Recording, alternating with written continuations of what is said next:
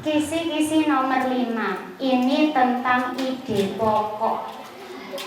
Ide pokok itu pripun Pak? Mumet. Wah, ngoten nggih. Ampun bingung. Tak kasih cara cepete. Panjenengan sudah paham semua kalimat utama ya?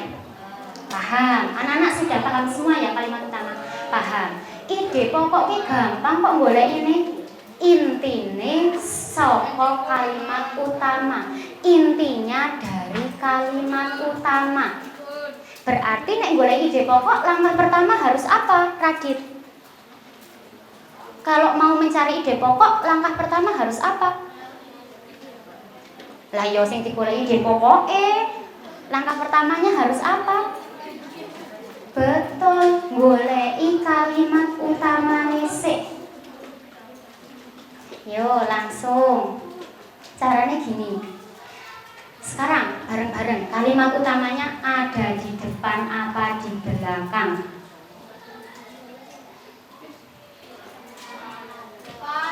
Di depan. Yakin? Yakin. Kenapa tidak milih belakang? Betul, ada kata lainnya. Lah nek ono kata lainnya tuh berarti dia bukan yang utama, ada yang lain. Nggih toh? Nah, wes ketemu. Oh, kalimat utamane kuwi di depan.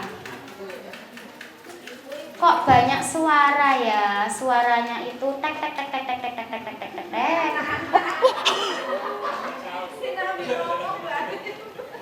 Oh, ngapunten. Tak kira suara ini di sini kok. Tidak apa-apa, Dek, tidak apa-apa. Nggih. Nggih.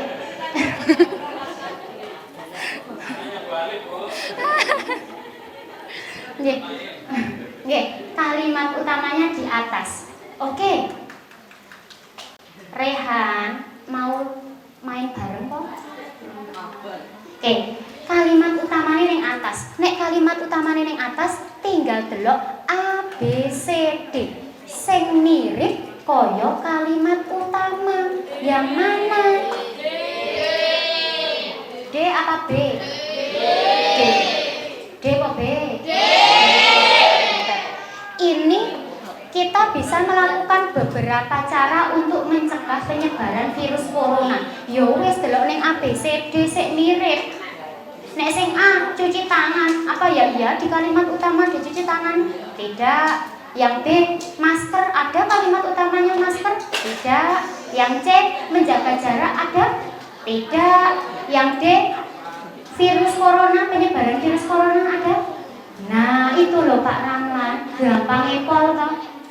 Cukup cari kalimat utamanya, dilihat kalimat utamanya, dilihat A, B, C, D yang merupakan pokoknya atau intinya dari kalimat utama. Itulah ide pokok. Bastian. Gampang toh? Mau soal lagi atau cukup? Cukup. Nek anak-anak ki cukup wong ambino bahasa Indonesia terus ya. Oke. Cukup. Yo, satu dulu ya.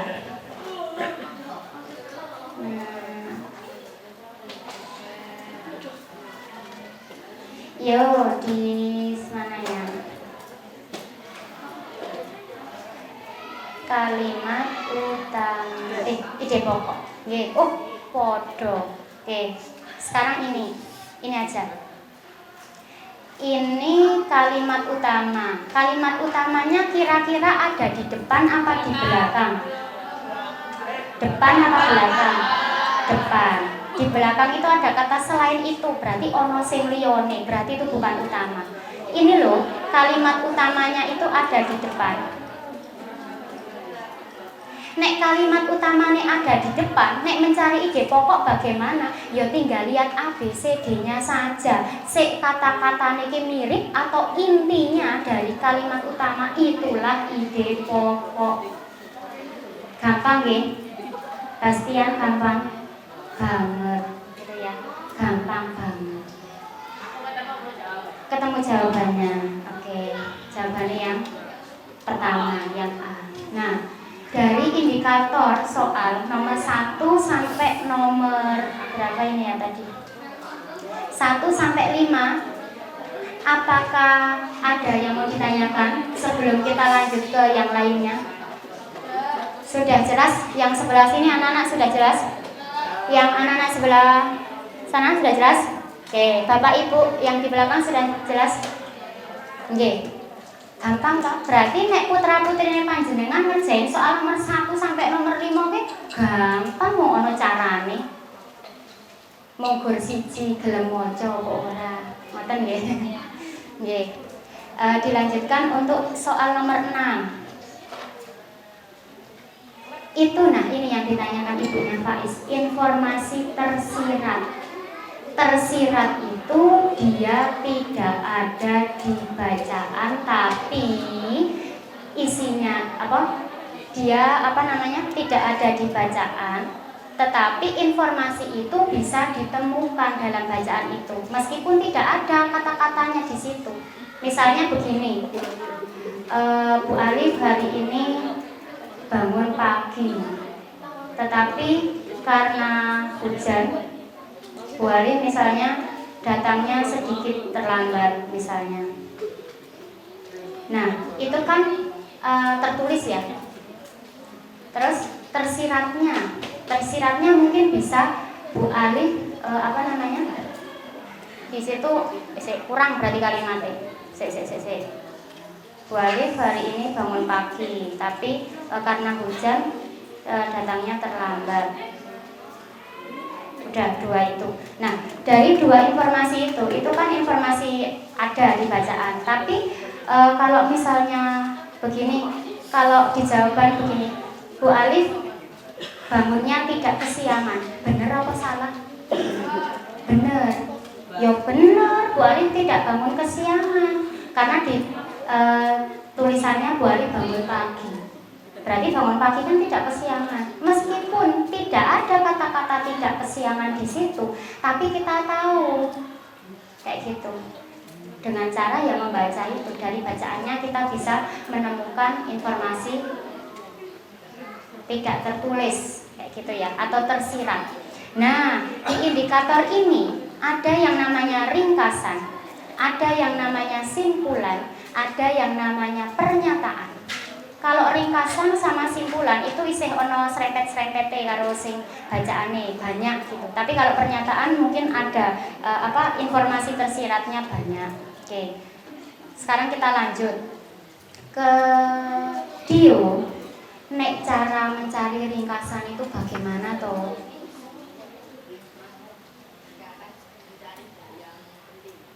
Iya, mencari yang penting. Nek wis ketemu dikawake, digabungke, cari yang paling lengkap. Lah, nek misale si sapa ya si cewek belum Naswa, misale ning nggon penggabungan kuwi ora ono, yang kamu lakukan bagaimana? Buka buku sik. Nek ning penggabungan ra ono piye lek goleki? Mencari apa kira? Siapa yang tahu? Raka, bagaimana Raka? Ya, nek sing informasinya orang lebih lengkap tidak ada. Bagaimana Ferry? Iya, menggabungkan kalimat pertama dan kalimat terakhir. Dilihat di ABCD. Lah, nek misale Sinata golek informasi lengkap urung ono, golek penggabungan ya ora ono. Terus langkah terakhir piye? Ayo cari jawabannya kepiye? Digabungke ora ono, digoleki sik paling lengkap ora ono. Yang penting letaknya di mana? Kalimat utama. Jadi gini nggih, rumusnya untuk ringkasan, simpulan atau pernyataan semua ada rumusnya. Cara mencari ringkasan. Carane yang pertama harus mau membaca. Ini tentang apa toh? Oh, iki tentang sayur dan buah yang memiliki peran penting bagi kesehatan tubuh. Oh, bahas sayur karo buah. Serate itu iso gawe kesehatan saluran pencernaan. Seratnya ini bisa untuk kesehatan saluran pencernaan. Vitaminnya itu bisa untuk menjaga kesehatan organ tubuh. Antioksidannya bisa untuk mencegah kerusakan sel tubuh. Ada berapa informasi lintang di situ? Perannya sayur karo buah. Di situ ada berapa informasi?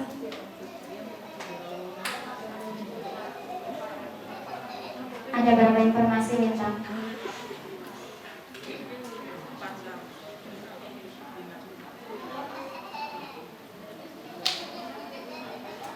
Tidak tahu, lah wis dicekel-cekel wis dikuning-kuningke. Ada berapa informasi itu? Oke.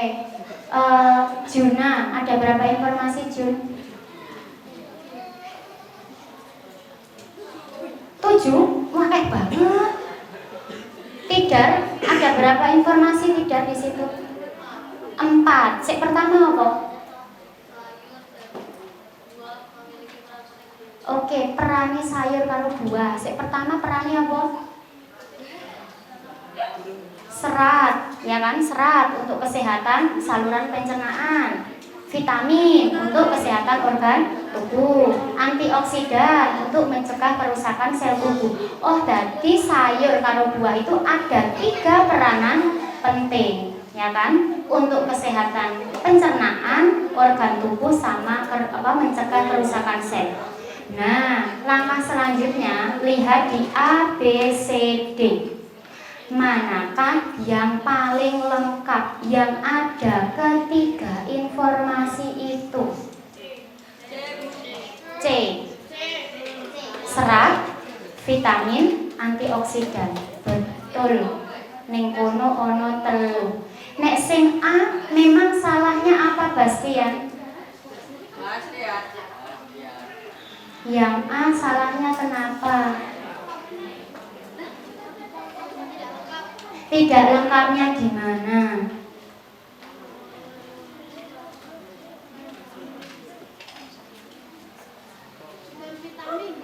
Cuma vitamin, bagus. Yang B, Vira, orang lengkapnya kenapa?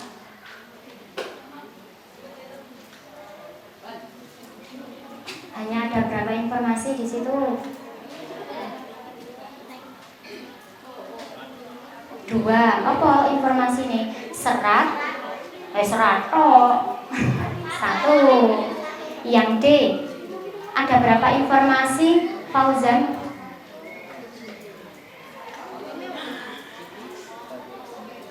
Ada berapa informasi? 1. Oke. Dadosnya ngaten, anak-anak sama bapak ibu semua. Nek ringkasan, pilih yang paling lengkap. Jawaban A, B, C, D ini bener kabeh. A bener ah? Ya bener. B bener, C bener, D bener. Tapi pilih yang paling lengkap. Itu kata kuncinya. Gampang ya? Intinya gur siji, gelem moco. Informasinya ada di situ semua. Pilih yang apa, Faiz? Paling lengkap. Oke. Nek misalnya Bu, kok sing A munggur siji, sing B siji, sing C siji, sing D loro. Padahal yang bacaan ono 3, ya pilih sing loro. Gitu. Gitu nggih? Nggih.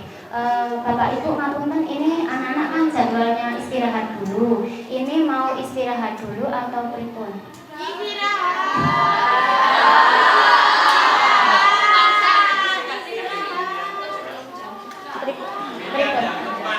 Pripun Bapak Ibu? Kenapa Bu? Pak? Nggih. Anak-anak sebentar di kedua ya. Kalian isi tenaga dulu supaya nanti bisa fresh lagi, fokus lagi. Ingat, istirahatnya istirahat. Orang golek bal, orang golek aneh-aneh. Biasanya melayu-melayu bal-balan. Ini jenenge ra istirahat. Ya, silakan istirahat dulu, makan sebentar.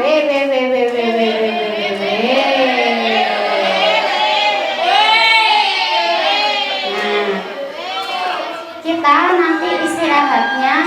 hanya 20 menit, nanti 9.40 di sini. Nek 9.40 urung tekan kene kabeh, kok tak kon raktir sak kelas.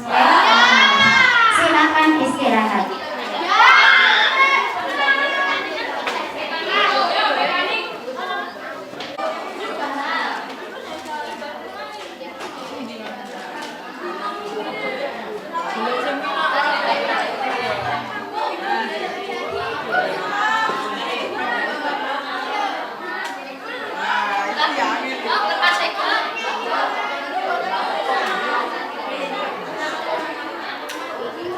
Hitungan 5 sudah dimulai suara 1 2 3 4 5 sudah tidak ada suara. Oke, yang baru datang segera menempatkan.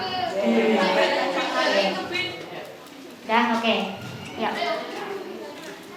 Baru sampai nomor 6. Soalnya 40, masih 34. Ya, Bastian segera duduk, Le.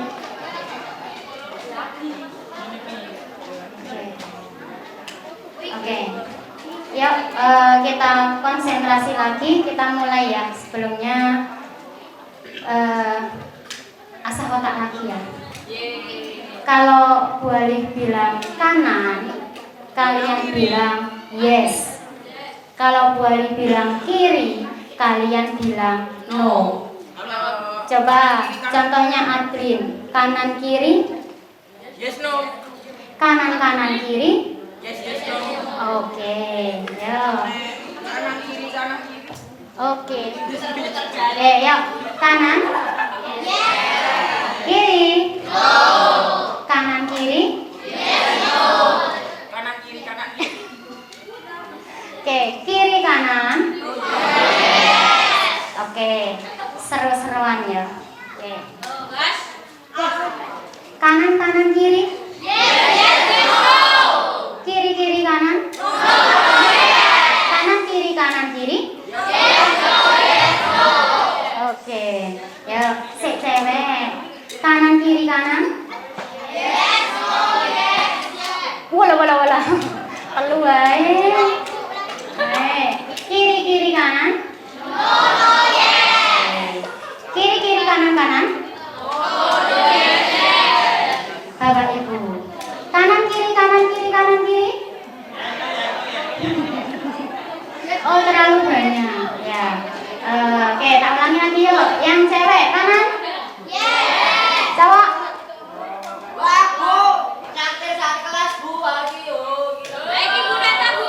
Wah, tak kira cukup duit ning kelas to. Jebule cukup duit ning omah. Wah, lele. Oke, yuk. Ulangi ya. Cewek kanan. Cowok kanan.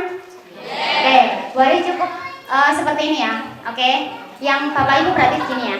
Oke. Siswa cewek, siswa cowok, Bapak Ibu seperti ini. Oke. Oke. Jadi yang bicara yang mengatakan yang sesuai gerakannya Bu Alif. Oke? Kanan? Kiri? Kanan? Oke. Ini kanan ya? Kanan.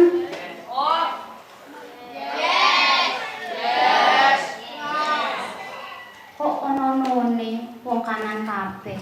Oke, yuk, cewek. Kanan kiri kanan. Kanan kiri kanan. Kiri kiri kanan. Oke, kanan kanan kiri.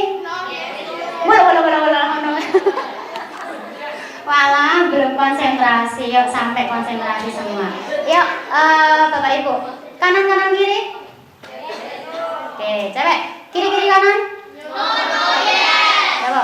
Kanan kiri kanan. Oke, isih kurang cepet berarti sudah tak mikir sih.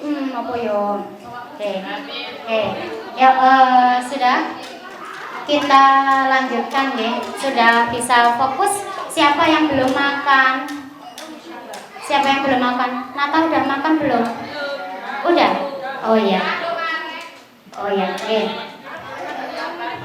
Oke, Nata sudah makan. Oke, Bapak Ibu, kami lanjutkan ya. Ini baru nomor 7 padahal soalnya ada 40 ini. Nah, ini nomor 7, kisi-kisi nomor 7 itu tentang teks informasi. Tadi kan tentang ringkasan. Ringkasan itu caranya gampang. Pilih yang paling lengkap. Sekarang ada ringkasan yang tidak lengkap. Ini contohnya. Ini contoh ringkasan yang tidak lengkap. Ya coba sekarang semua dibaca.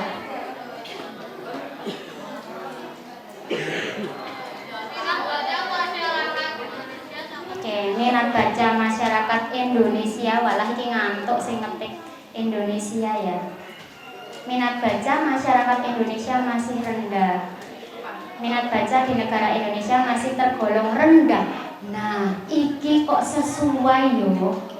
Alhamdulillah nomor 61. Lah, peringkat 60. Sepok 61, peringkat 2 dari belakang. Bukan peringkat 1 tadi berarti. Nah, ini seperti itu. Nah, sekarang itu menjadi tugas kalian semua untuk menaikkan peringkat ini. Minat bacanya rendah, oh pantes kudu dianake literasi baca tulis lah, minat bacanya rendah. Oke, Melati sama siapa itu? Ya, maju depan. Oke, nah ini ada bacaan, yang bacaannya itu ya sesuai kenyataan ya ini ya. Ini minat baca masyarakat Indonesia sangat rendah. Minat baca di negara Indonesia masih tergolong rendah dibandingkan dengan negara-negara lain. Berdasarkan studi, Indonesia dinyatakan menduduki peringkat ke-60 dari 61 negara soal minat membaca. Rendahnya minat baca juga terjadi di sekolah dasar. Siswa menganggap bahwa membaca adalah kegiatan yang membosankan. Siswa lebih cenderung menyukai kegiatan yang serba instan, tidak perlu dengan membaca. Nah, ono bacaan seperti ini. Yuk kita generasi muda bangun Indonesia. Dengan cara apa? Kita tunjukkan kalau Indonesia itu tidak seperti itu. Ya, dengan cara yaitu perbaiki minat baca, tingkatkan minat bacanya. Nah, ini kan soalnya mencari ringkasan. Kenapa? Kenapa tadi ada yang tanya? Kenapa sih? Nanti depan. Oke. Ini kan tadi nek ringkasan pilih sing paling lengkap. Nah, saiki kok dilala ono jawaban sing ora kaya ngono. Yang A, minat baca masyarakat Indonesia masih rendah berdasarkan penelitian menempati ranking 60 dari 61 negara. Apakah benar berdasarkan penelitian? Apakah benar berdasarkan penelitian? Oh bukan, coba kita lanjut ke B. Ini terletak di mana toh? Terletak di tengah-tengah, ya enggak? Ya. Oke, sekarang lihat yang B. Minat baca masyarakat Indonesia tergolong rendah berdasarkan hasil studi didominasi oleh siswa SD. Apakah yang mendominasi siswa SD? Tidak. Ini ada di bacaan tengah-tengah, iya enggak? Iya. Berarti podo toh karo sing A ning tengah, B yo ning tengah, podo. Saiki ning nggon sik C. Minat baca masyarakat Indonesia masih rendah, termasuk siswa SD yang lebih menyukai kegiatan-kegiatan instan. Oke, ini letaknya ada di mana? Minat baca masih rendah, letaknya ning ngarep. Siswa lebih cenderung menyukai kegiatan instan, letaknya ning pundi? Di belakang. Oh, cocok iki penggabungan depan dan belakang. Ini cocok. Sekarang yang D, isih khawatir, sik D kepiye? Siswa SD lebih senang mencari tugas dari sekolah. Apakah ada kaitannya dengan bacaan? Tidak ada. Nah, inilah yang dimaksud ringkasan, tapi bukan yang lengkap. Dia berasal dari kalimat pertama dan kalimat terakhir. Digabungke ketemune seperti ini. Imam paham apa mboten? Paham. Oke. Bu Ali tanya Imam ya. Kalau mencari ringkasan langkah pertama apa, Nak? Langkah pertama. Oke, habis itu pilih sing apa? Pilih yang apa? Pilih yang apa, Nak? Pilih yang penting paling lengkap. Nek misalnya sing lengkap ora ono, pilih ngarep karo mburi digabungke. Nek misalnya ngarep karo mburi digabungke kok ora ono, pilih kalimat utamane. Itu caranya. Gampang toh? Nah, itu rumusnya. Kata saktine ngoten nggih, Bapak Ibu. Tuh. Untuk ringkasan sampun apa malih? Sampun. Oke. Kita satset ya. Kita lanjut ke nomor 7. Ini pernyataan. Halo. Nah, ini pernyataan. Berarti intinya juga harus baca. Pernyataan itu bisa tersurat ataupun tersirat. Nek tersurat jenenge surat kan tertulis. Berarti nek tersurat kuwi ono ning bacaan tertulis. Nek tersirat itu tidak ada di bacaan kata-katanya, tapi informasinya itu menggambarkan apa yang ada di bacaan. Itu namanya tersirat. Yo. Nah, sekarang kalau di soal ini ikut yang kompleks, PG kompleks. Berarti jawabannya lebih dari 1. Nah, yuk caranya piye? Yo dibaca, dipahami. Nanti informasinya bisa tersurat, bisa tersirat. Oke, yuk coba di sini. Ini yang belum kompleks. Ini soal yang biasa. Nah, ini soal yang kompleks seperti ini. Anak-anak sama Bapak Ibu semua soalnya seperti ini. Ini yang kompleks.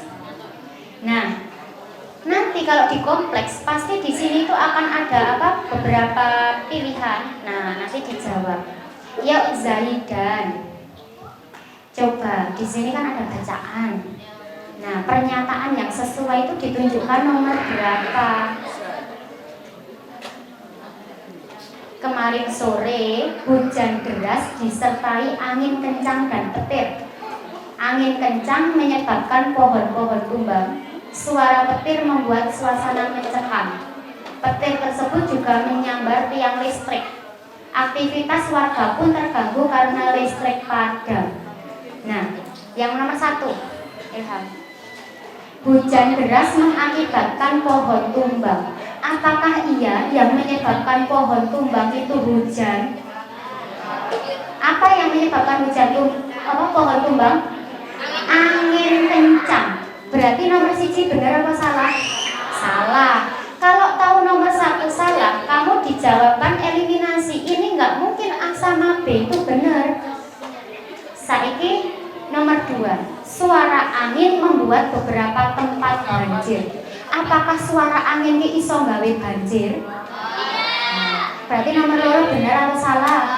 Salah. Eliminasi itu nomor 2.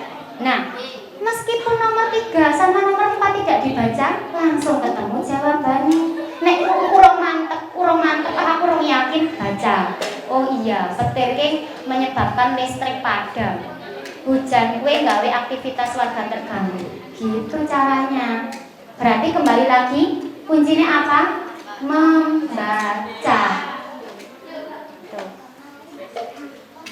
Yang belakang lagi Arisa mau kuwi. Ya. Yo. Sekarang yang nomor 8. Ini tentang jenis-jenis paragraf. Kudune kelas 6 wis katam. Karena jenis-jenis paragraf itu sudah ada sejak kelas berapa? 4 ada, 5 ada. Nah, yuk boleh tanya Cleo, jenis paragraf itu apa aja, Le? Narasi, argumentasi, persuasi, deskripsi, narasi, eksplanasi, terus apa? Eksposisi. Sik kamu wajib pahami ada berapa, Le? 4. Apa wae? Arsya apa wae? Arsya 4 itu narasi, deskripsi, argumentasi, persuasi. Oke. Sekarang siapa ya? Najib. Kalau narasi itu yang seperti apa? Cerita, ada apanya toh? Tokohnya, terus alurnya. Oke, dilang. Nek persuasi itu opo? Ajakan. Oke.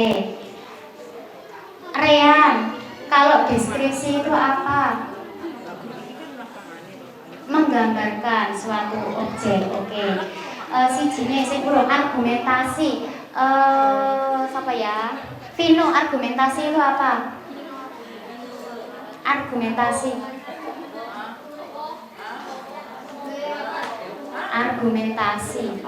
pendapat. Oke, betul, pendapat. Nah, udah pada hafal semua toh?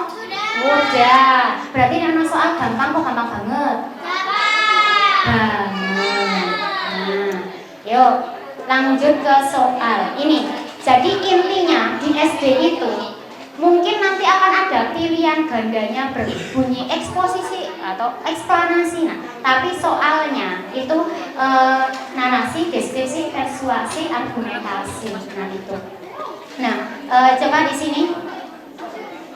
Ini contoh paragraf narasi. Narasi kuwi paling gampang. Jafar, narasi ki apa Jafar? Cerita. Nah, ini contoh paragraf narasi cerita. Ono tokoe, ono alure. Alur itu jalan ceritanya. Nah, di sini kan cerita kalau dia itu tangannya lumpuh terus bisa digerakkan. Nah, itu untuk menulis. Nah, ini cerita narasi. Ono tokoe, ono alure. Lanjut. Ini narasi, bukan deskripsi. Kenapa kok narasi? Karena dia ini di cerita ini menggambarkan tentang Pangeran Diponegoro, perjalanan hidupnya Pangeran Diponegoro. Nah, sekarang begini. Kalau Bu Alif bilang seperti ini, Pangeran Diponegoro itu ganteng dan berwibawa. Itu kira-kira paragraf opo? Deskripsi? Betul, argumentasi pendapat. Lah wong nek Bu Alif bilang Pangeran Diponegoro ganteng, ayo kan pendapatnya Bu Alif. Ya mungkin orang lain akan berpendapat Pangeran Diponegoro mungkin biasa saja. Ya bisa jadi. Itu argumentasi. Nah, ini beda. Kalau yang ini narasi. Dia itu menggambarkan ada alure, ono tokoe, itu namanya narasi. Jadi jangan sampai itu tuh jelas deskripsi itu menggambarkan Pangeran Diponegoro. Tapi ingat di situ ada alurnya. Sejak kecil Pangeran Diponegoro itu menceritakan Pangeran Diponegoro waktu kecil. Iki narasi ya. Tapi nek Bu Ali bilang Pangeran Diponegoro ganteng dan berwibawa. Nah itu kan pendapatnya Bu Ali, berarti itu argumentasi.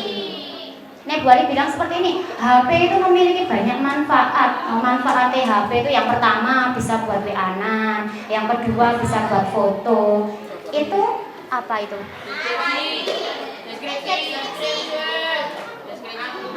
Argumentasi pendapat ya kan tentang HP. Bisa juga Bu Ali berpendapat tentang HP. HP itu manfaatnya sedikit, banyak kelemahannya. Yang pertama, anak-anak jadi kecanduan.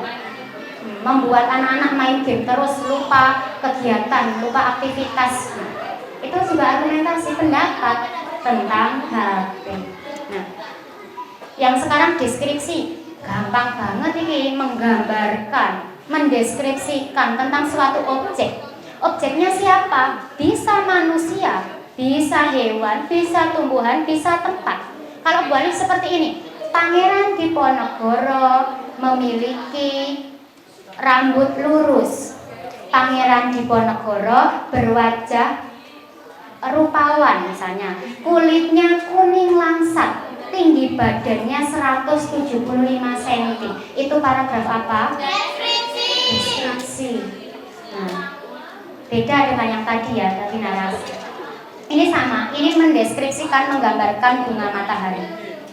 Kalau balik seperti ini, hari ini aku akan pergi ke pantai Parangtritis. Di sana aku akan naik kuda mengelilingi sekitar pantai. Rasanya enak sekali. Di akhir aku ingin makan di warung seafood. Itu paragraf apa? Narasi. Nenek buari seperti ini. Pantai Parangtritis adalah salah satu pantai di Yogyakarta. Pantai ini sangat luas. Nah, deskripsi. Sama-sama menceritakan Parangtritis. Sama, gitu ya. Nah, lanjut persuasi. Paling gampang nih. Persuasi itu apa, Akis? Ajakan, mengajak supaya yang membaca itu ikut ajakannya. Biasanya ada kata apa, kata saktinya? Ayo, mari. Tetapi kalau tidak ada kata itu, bisa enggak itu paragraf persuasi? Bisa. Nah, gampang loh. Ya. Lanjut, ini ada kata ini. Oleh karena itu, marilah, itu ajakan, ini jenenge persuasi, mengajak. Ini argumentasi, argumentasi itu pendapat. Ini pendapat tentang apa ya ini, sampah. Nah ini, argumentasi itu kan pendapat kita, disertai bukti. Bisa pendapatnya itu positif, atau kita itu sepakat, atau bisa pendapatnya negatif, kita itu tidak setuju dengan itu. Itu yang namanya argumentasi. Itu. Nah, di sini contoh soal gampang. Ini paragraf apa? Paragraf apa ini? Ada kata apa? Berarti jawabannya persuasi. Nah, gampang toh? Gampang. Ya. Tak carikan lagi soalnya. Ini paragraf apa ini? Paragraf apa ini? Persuasi. Apakah ada kata ayo dan mari? Tidak. Tapi ini ajakan. Untuk apa? Ya. Dukunglah larangan untuk menambang pas. Jadi ini persuasi. Nah, untuk jenis paragraf lanjut ya, ini anak-anak sudah khatam. Sekarang lanjut ke prediksi.